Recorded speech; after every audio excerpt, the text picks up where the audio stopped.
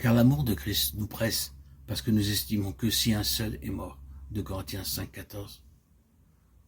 Allons maintenant à la deuxième épître aux Corinthiens pour y trouver un message en contraste direct avec celui que nous lisons dans le livre d'Ézéchiel, au chapitre 8.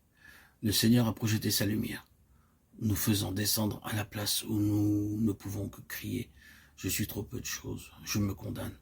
Job 39, 37, 42, 6. À présent, il va projeter sa lumière sur la vie qu'il désire, que nous vivions, sur sa source et son issue. Nous voyons dans 2 Corinthiens 5, 14 le mobile puissant de la nouvelle vie. L'amour de Christ nous presse. Dans le grec original, le mot traduit dans nos Bibles par presse suggère un torrent débordant, s'éberge et brisant toute barrière devant lui.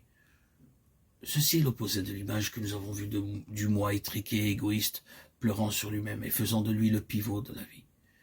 Il est clair dans ce passage que ce n'est pas notre amour pour Christ, mais l'amour même de Christ qui nous presse. L'amour qui a été dans le cœur de Dieu, quand Dieu a tant aimé le monde qu'il a donné son Fils unique. Jean 3, 16. Sans Jésus, comment devait être le ciel? Qu'est-ce que les anges ont dû penser?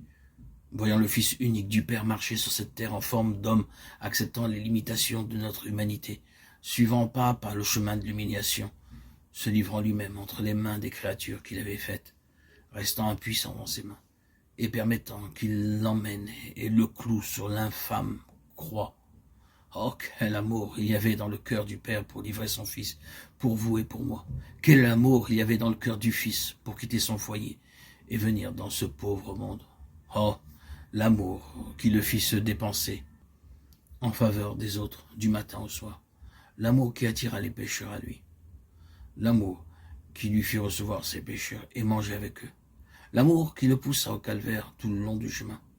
L'amour qui endura la croix, méprisant l'ignominie. Notre amour s'effondre à tout égard. Notre amour pour Christ est bien peu de choses. Mais si seulement nous pouvions devenir des canaux pour ce puissant torrent d'amour qui a jailli du Père et s'est manifesté dans le Fils pour un monde agonisant, un serait-ce pas différent? Pense à l'amour de Christ se répandant par nous et renversant toute barrière. Bien-aimé, ce fut ce merveilleux amour de Christ qui rendit l'apôtre Paul capable de vivre en épanchant sa vie pour les autres. Lorsque nous regardons à Christ, nous ne pouvons oublier qu'il était le Saint de Dieu. Mais quand nous pensons à l'apôtre Paul, lui qui s'appelait le premier des pécheurs, nous voyons comment l'amour de Christ peut donner pouvoir, même au premier des pécheurs.